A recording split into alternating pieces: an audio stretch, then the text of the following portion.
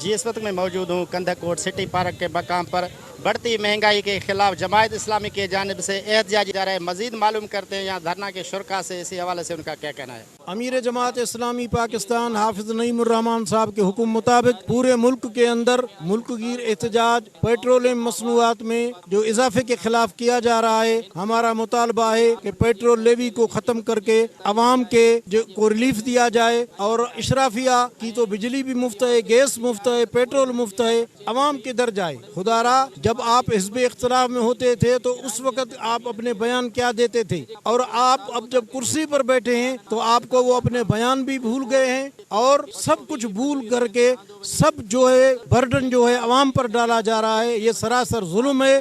इस जुल्म के खिलाफ ये एहतजाज है। सर, अमीर जमात इस्लामी पाकिस्तान के कॉल पे पूरे पाकिस्तान से हज़ारों लोग निकले हैं। उनका एक ही मुतालबा है कि पाकिस्तान के अंदर आलमी मंडी के रूल्स के मुताबिक पेट्रोल का अग कम किया जाए। हाफिज नईमुर रहमान अमीर जमात इस्लामी पाकिस्तान के कॉल पर जो है आज ये एहतजाज किया जा रहा है। इसका मतलब ये है कि जिस तरह हुक्मरानों ने एक बहाना बनाया था कि अमेरिका और ईरान की जंग हो रही है, आलमी मंडी में की तेल की कीमतों में इजाफा किया जा चुका है, इसलिए उन्होंने तेल की कीमतों में बड़ा इजाफा किया था। अब जबकि तेल की कीमतों में कमी आ चुकी है और जो है जंग भी बंद हो चुकी है, अमन अमान हो चुका है और अपना हुर्मुज़ भी खुल चुका है और ईरान ऑफर दे रहा है कि हमसे जो है सस्ता तेल खरीदो, लेकिन ये खरीदने के लिए हुक्मरान तैयार नहीं है। इस प्लेटफार्म के जरिए से पुरजोर मुतालबा करते हैं, सख्त मुतालबा करते हैं कि फिलफोर अवाम को रिलीफ दिया जाए, वरना ये एहतजाज का दायरा वसीतर हो जाएगा, धरना भी दिया जाएगा,